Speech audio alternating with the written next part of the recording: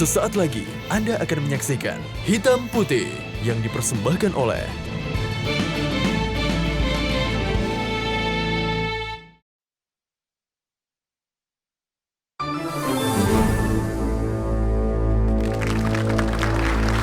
Kita balik lagi di Hitam Putih sekarang. Silakan Fani, biasa nih. Oke, nih aku wakilkanlah pertanyaan-pertanyaan banyak orang. Jadi orang tuh masih sebenarnya masih simpang siur nih dok. Virus corona ini sebenarnya apa? Cara penyebarannya sebenarnya kayak gimana? Iya. Sebenarnya gini, virus corona ini kan sebenarnya virus influenza dengan strain baru yang mungkin pertama kali itu kan ditemukan di Cina ya, di Hubei, ya di Wuhan seperti itu. Karena ini strain baru, cara penyebarannya pun juga droplet melalui percikan air liur ya, ataupun sekret yang keluar dari hidung pada saat dia bersin. Itu cara penularan seperti itu. Jadi memang ini sangat cepat sekali penyebarannya, seperti itu. Oke, kalau kan katanya dimirip-miripkan sama flu biasa juga. Gejalanya sendiri gimana dok? Ya kalau kita lihat bahwa virus corona ini, ataupun dibandingkan dengan flu, influenza yang lain itu, memang ini lebih berat gitu. Secara umum gejalanya awal-awalnya sama seperti itu. Ada demam, ada batuk ya seperti itu. Tapi pada kondisi tertentu yang lebih advance ini akan menyebabkan dari yang corona ini radang paru atau kita sebut pneumonia ya. Langsung seperti itu pneumonia. ya. Oke. Seperti itu. Bahkan bisa menyebabkan sindrom pernafasan akut atau dia susah untuk bernapas. Bernapas. Nah kalau kita lihat dari potensi orang terkenanya ini, apakah ada karakter-karakter tertentu? Misalnya orang berusia lanjut, anak muda, anak kecil, ibu hamil, ada tidak? Iya. Sebenarnya kalau potensi menular sih semua bisa Semua sama bisa. ya. Tapi resikonya mungkin ada yang lebih mudah, ada yang lebih sulit seperti itu. Tergantung dari daya tahan tubuhnya tentunya. Oke, makanya banyak yang orang tua yang ya, lansia, apalagi dia sudah ada penyakit komorbid atau penyakit yang menyertai, mungkin diabetes atau apa, itu kan akan daya tahan tubuh lebih. Tapi tidak menutup kemungkinan yang hamil maupun yang anak-anak pun juga bisa tertular loh. bisa ketular Iya, juga ya. bisa. Cuman sembuhnya mungkin lebih gampang sembuh yang Ya, daya yang imunnya lebih lebih mudah kuat lah. lah Yes, ya. betul. Oke. Nah oke, jadi sekarang supaya tidak tertular lah, pencegahannya gimana dok? Kata kuncinya adalah kita harus memotong rantai penularan itu sendiri supaya tidak mencegah penularan kan seperti itu. Pertama ya kita memang harus menjaga kebersihan nih. Kebersihan artinya apa? Sebenarnya tadi disampaikan bahwa cuci tangan ya sesering mungkin ya, itu untuk supaya tangan kita nggak kemana-mana ya, artinya pada saat megang ini megang itu kan menularkan, menjadi suatu rantai penularan kepada yang lain. Itu satu. Yang kedua adalah etika batuk ya, pada penderita terutama gunakan masker.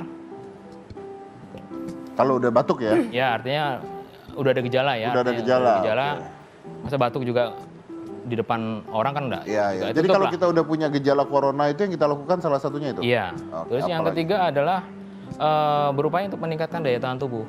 Ya istirahat cukup, kemudian makan yang bergizi dan Vitamin, olahraga. minum suplemen atau vitamin yang memang dibutuhkan oleh tubuh kita seperti itu. Itu adalah yang paling. Karena artinya sama seperti kalau kita tidak mau kena flu gitu kan intinya? Yes, seperti itu. I see. Oke. Nah ini kalau kita misalnya kita udah kena flu nih atau kita mengalami salah satu gejala corona nih, yang kita harus lakukan apa? Konsultasinya gimana? Ya, artinya pada saat kita mengetahui gejala klinis kita sendiri ya, yang pasti satu jangan anggap enteng itu, ya, jangan anggap enteng, kemudian mencari informasi yang mungkin tidak terpercaya, ya, karena sekarang ini banyak sekali hoax, Ya Mas betul. Dedi. Jadi memang hoax ini yang paling terbanyak itu adalah di bidang kesehatan justru, Ya.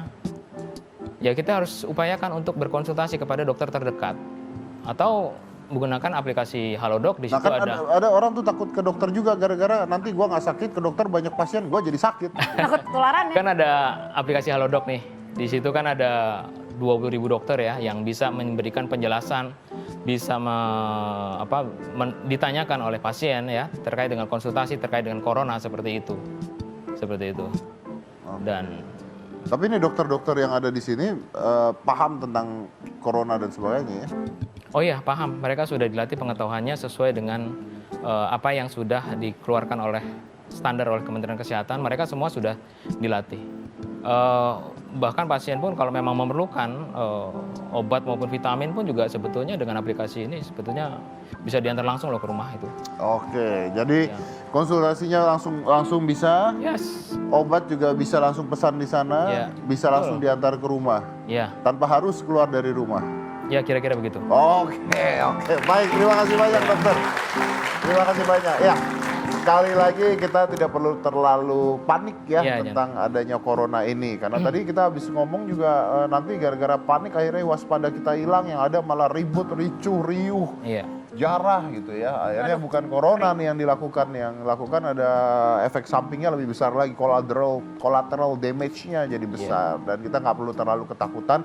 Toh tadi kita udah lihat juga 3.000 yang meninggal dari 50.000 dok, 50.000. Jadi sebenarnya kemungkinan sembuhnya tuh besar sebenarnya. Iya. kalau dilihat 50.000 ya, tuh dok, ya. sembuh ya. 50.000 tuh sembuh loh, sembuh 50.000. Jadi memang takut itu adalah reaksi, wajar takut reaksi. Tapi berani, tapi tahu, bisa beranalisa, bisa beranalogi, itu adalah keputusan, decision dari Anda sendiri. So remember, fear is reactions, but courage is decision. Saya dari Komisi Penindasan, inilah Hitam. Terima kasih, dokter.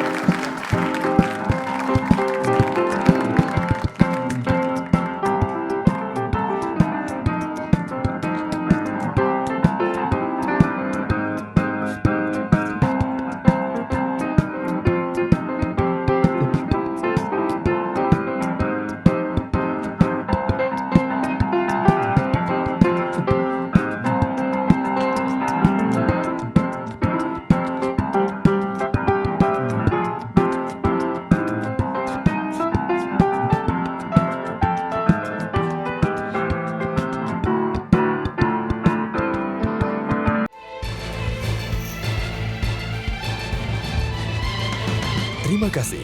Baru saja Anda saksikan Hitam Putih yang dipersembahkan oleh